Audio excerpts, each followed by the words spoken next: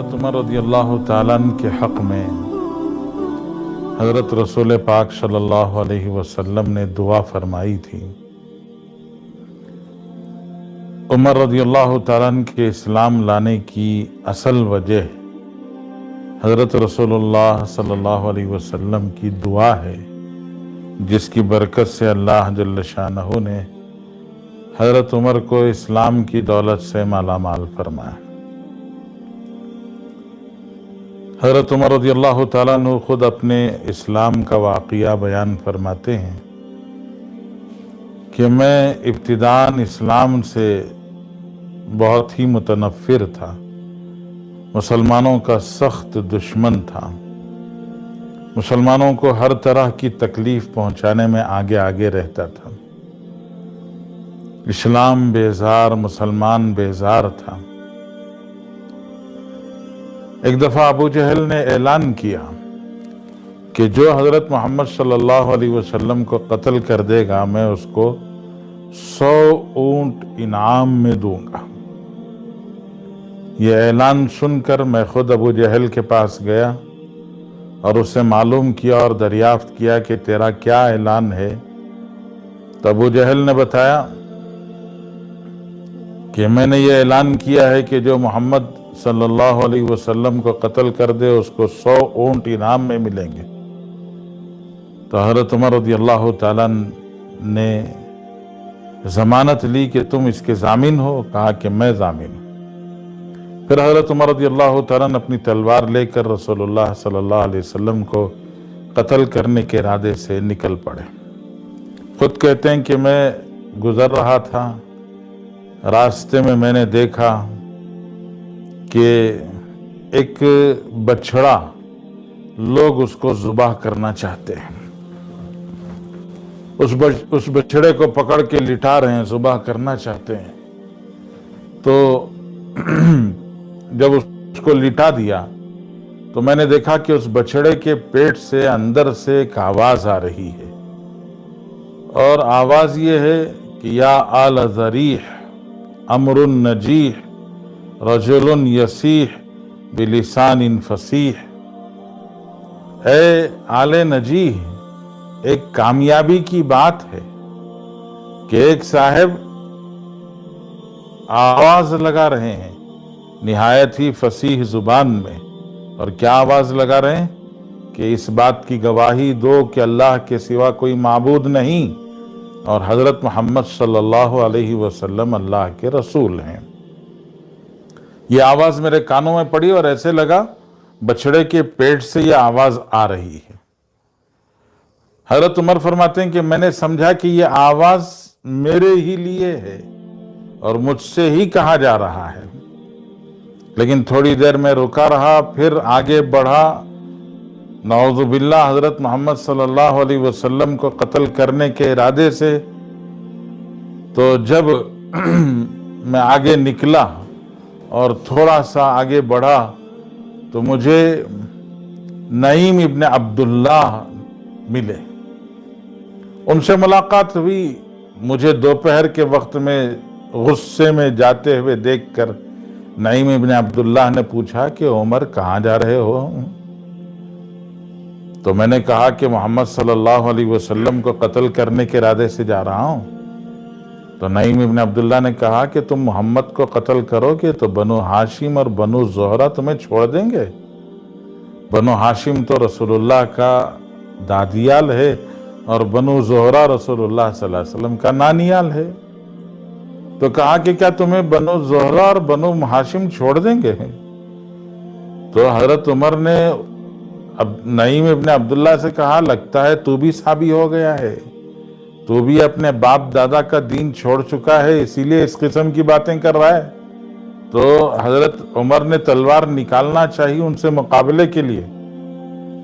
تو نعیم ابن عبداللہ نے کہا کہ میرا کیا کہتے ہو؟ تمہاری بہن فاطمہ بنت خطاب اور ان کے تمہارے بہن بھی سعید ابن زید وہ بھی مسلمان ہو چکے ہیں، وہ بھی صحابی ہو چکے ہیں۔ اتنا سننا تھا کہ حضرت عمر غصے میں بھر گئے اور سیدھے اپنے بہن کے گھر گئے ہیں۔ دروازہ کھٹکھٹایا حضرت فاطمہ بنت خطاب حضرت عمر کی بہن اور بہن بھی دونوں حضرت خباب ابن عریط رضی اللہ تعالیٰ عنہ کے پاس قرآن کی تعلیم حاصل کر رہے تھے، قرآن پڑھ رہے تھے۔ حضرت عمر کی آواز سن کر حضرت خباب تو جلدی سے کہیں چھپ گئے۔ حضرت سعید ابن زید اور حضرت فاطمہ بنت خطاب نے دروازہ کھولا، عمر اندر آئے تو حضرت عمر نے سب سے پہلے یہی پوچھا، لگتا ہے تم دونوں صابی ہو گئے ہو، مذہب چھوڑ دیا، تمہارے باپ دادا کا دین چھوڑ دیا؟ تو حضرت عمر کے بہنوی نے جواب میں کہا کہ عمر، اگر تمہارے باپ دادا کے دین کے علاوہ کوئی اور دین حق ہو تو پھر تم ہی بتاؤ کہ اس دین کا اختیار کرنا درست ہے کہ نہیں ہے؟ کیا اس دین کو اختیار کرنا چاہیے یا نہیں کرنا چاہیے؟ تو عمر غصے میں آ گئے اور اپنے بہنوی کو پیٹنا شروع کیا۔ پٹتے ہوئے شوہر کو دیکھ کر بہن آگے بڑھی اور درمیان میں حائل ہو کر حضرت عمر کی بہن بچانا چاہیے اپنے شوہر کو اور روکنا چاہا تو حضرت عمر نے بہن کے منہ پہ تھپڑ مارا اور بہن کو اتنا پیٹا کہ حضرت عمر کی بہن فاطمہ بنت خطاب کا پورا چہرہ لہو لہان ہو گیا۔ بہن نے حضرت عمر سے کہا کہ عمر، تم ہمیں اس لیے مارتے ہو کہ ہم نے کلمہ پڑھا ہے، ایک اللہ کا اقرار کرتے ہیں اور ایک نبی کو اپنا پیغمبر اور رسول مانتے ہیں، اس لیے مار رہے ہو؟ تو تم اپنی پوری طاقت لگا لو، جو کر سکتے ہو کر لو، لیکن سنو، ہم یہ دین نہیں چھوڑیں گے۔ جب بہن اور بہنوی کی مضبوطی، استقامت، ثابت قدمی حضرت عمر کے سامنے آئی اور حضرت عمر نے دیکھا کہ مار پیٹ کا کوئی اثر نہیں ہو رہا ہے، تو حضرت عمر کو بھی ہلکا سا شرم کا احساس ہوا کہ میں نے اپنی بہن کو بھی اتنا پیٹ دیا ہے۔ تو ذرا سا دل نرم پڑا تو کہا کہ مجھے وہ کتاب دکھاؤ جو تم پڑھ رہی تھی۔ تو بہن نے کہا کہ انک نجس، تم تو گندے ہو، تم مشرک ہو، تمہیں یہ قرآن پاک کتاب نہیں دی جا سکتی۔ اس کتاب کے بارے میں قرآنی اصول ہے کہ لا یمسہ الا المطہرون، کہ صرف پاک لوگ ہی اس کو چھو سکتے ہیں، اس لیے جاؤ پہلے پاکی حاصل کرو۔ حضرت عمر نے وضو کیا یا غسل کیا، وضو یا غسل کر کے باہر آئے تو حضرت عمر کی بہن نے کتاب دیا تو حضرت عمر نے کتاب لے کے جب پڑھا تو اس میں سورہ طٰہٰ لکھی ہوئی تھی، اور سورہ طٰہٰ پڑھتے پڑھتے جب حضرت عمر اس پر پہنچے کہ اننی انا اللہ لا الہ الا انا، تو حضرت عمر کے دل کی دنیا بدل گئی۔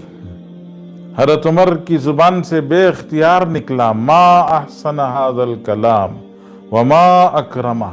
کتنی پیاری باتیں ہیں، کتنی باوقار، باعزت، با احترام، با تاثیر باتیں ہیں۔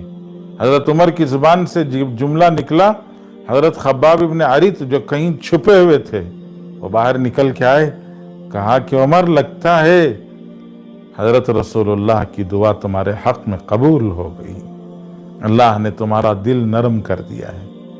حضرت عمر نے فرمایا کہ لے چلو مجھے حضرت محمد صلی اللہ علیہ وسلم کے پاس لے چلو۔ حضرت عمر رضی اللہ تعالیٰ عنہ کو لے کر رسول اللہ صلی اللہ علیہ وسلم کے پاس پہنچے۔ حضرت نبی کریم صلی اللہ علیہ وسلم دار ارقم میں تشریف فرما تھے۔ دروازے پر پہنچ کر دروازہ کھٹکھٹایا اور اطلاع دی کہ عمر رسول اللہ سے ملاقات کے لیے آئے ہیں، تو اندر بیٹھے ہوئے صحابہ گھبرا گئے، کہنے لگے کہ رسول اللہ عمر آئے ہیں، پتہ نہیں کس ارادے سے، کس نیت سے آئے ہیں، ہم دروازہ کھولیں یا نہ کھولیں؟ حضرت حمزہ نے کہا کہ کھولو، عمر خیر کی نیت سے آیا ہے تو خیر پائے گا، اور اگر عمر شر کی نیت سے آیا ہے تو کوئی گھبرانے کی بات نہیں، عمر کی تلوار اور اسی کی گردن ہوگی، عمر کی تلوار سے اس کی گردن ہم ناپیں گے، کھولو۔ حضرت حمزہ نے کہا، پھر رسول اللہ صلی اللہ علیہ وسلم نے اجازت دی تو حضرت رسول اللہ صلی اللہ علیہ وسلم کی اجازت پر دروازہ کھلا، اور حضرت عمر کو دو آدمی پکڑ کر رسول اللہ کے سامنے لا کے کھڑا کیے، تو حضرت رسول اللہ صلی اللہ علیہ وسلم نے حضرت عمر کی چادر پکڑ کے کھینچا اور کہا کہ عمر اسلام قبول کر لو. اور روایت میں آتا ہے کہ رسول اللہ صلی اللہ علیہ وسلم نے دعا دی اور فرمایا اللہم اہدیہ. یا بعض روایتوں میں آتا ہے کہ رسول اللہ صلی اللہ علیہ وسلم نے فرمایا کہ اللہم ایید الاسلام بعمر بن الخطاب، کہ اے اللہ عمر ابن خطاب کے ذریعے سے ایید یا اعز الاسلام، اسلام کو عزت عطا فرما. تو حضرت عمر نے رسول اللہ صلی اللہ علیہ وسلم کے سامنے کلمہ شہادت دہرایا، اشہد ان لا الہ الا اللہ واشہد ان محمد رسول اللہ. عمر کے اسلام اور کلمہ شہادت کے دہرانے پر سارا مجمع جو دار ارقم میں بیٹھا ہوا تھا، اس مجمع نے اتنے زور سے نعرہ تکبیر پڑھا کہ سارے کے سارے اطراف کے علاقے، دار ارقم کے اطراف کے سارے علاقے میں وہ آواز اور شور پہنچا، اور سب کو اندازہ ہو گیا کہ کوئی خاص بات ہوئی ہے. حضرت عمر رضی اللہ تعالیٰ عنہ رسول اللہ صلی اللہ علیہ وسلم کے سامنے اسلام قبول کر کر وہاں سے باہر نکلے. حضرت عمر خود فرماتے ہیں میں نے یہ دیکھا کہ میرے اسلام کی خبر آہستہ آہستہ لوگوں کو معلوم ہو، اس سے بہتر یہ ہے کہ بہت تیزی کے ساتھ میں خبر پھیل جائے. تو حضرت عمر فرماتے ہیں کہ میں ایک آدمی کو جانتا تھا جو خبریں بہت تیز اور بہت جلدی مکے میں پھیلا دیا کرتا تھا، جس کا نام جمیل ابن معمر تھا. میں اس کے پاس گیا اور میں نے جا کے اسے کہا کہ جمیل تجھے پتہ ہے میں نے اسلام قبول کر لیا. جمیل اپنی چادر اٹھا کے دوڑا اور دوڑ کر سیدھے مسجد حرام میں پہنچا، کعبۃ اللہ کے پاس. وہاں سرداران قریش بیٹھے ہوئے تھے. سرداران قریش کو سنایا، ارے تم نے سنا ہے کہ عمر صابی ہو گیا، عمر بے دین ہو گیا. تو لوگوں نے کہا کہ کیا کہتے ہو، کیا خبر سنا رہے ہو؟ تو ابھی وہ بات چیت چل رہی تھی کہ حضرت عمر بھی پہنچ گئے پیچھے. حضرت عمر نے تمام سرداران قریش کو متوجہ کر کے کہا صابی نہیں ہوا ہوں، میں اسلام قبول کر چکا ہوں اور میں نے حضرت محمد صلی اللہ علیہ وسلم کی نبوت اور رسالت کا اقرار کر لیا ہے. سارے سرداران قریش غصے میں کھڑے ہوئے حضرت عمر کو پکڑ کے پیٹنے لگے، پوری طاقت سے مارنے لگے. اتنے میں عاص ابن وائل جو بنی عدی حضرت عمر کے گھرانے قبیلے کا تھا وہ آیا. اس نے آ کے لوگوں سے پوچھا کہ یہ کیا ہو رہا ہے؟ تو لوگوں نے بتایا کہ عمر صابی ہو گیا، اس لیے سب سرداران قریش اس کو پیٹ رہے ہیں. تو عاص ابن وائل نے کہا کہ میرے قبیلے کا ایک آدمی اگر وہ اپنا مسلک، اپنا مذہب اور اپنا دین بدل لیا ہے تو اس کو اختیار ہے. تم کیا یہ سمجھتے ہو کہ عمر کو کوئی ساتھ دینے والا نہیں ہے؟ میں عمر کا ضامن ہوں اور میں عمر کو اپنی پناہ دیتا ہوں. جب عاص ابن وائل نے یہ کہا تو لوگ حضرت عمر کے پاس سے ہٹ گئے. تو حضرت عمر کا اسلام قبول کرنا اسلام کی عزت، اسلام کی سرفرازی اور اسلام کی سربلندی کا اللہ نے ذریعہ بنایا. اور عمر کے اسلام قبول کرنے کے بعد گویا اسلام کی دعوت اور اس میں عمومیت پیدا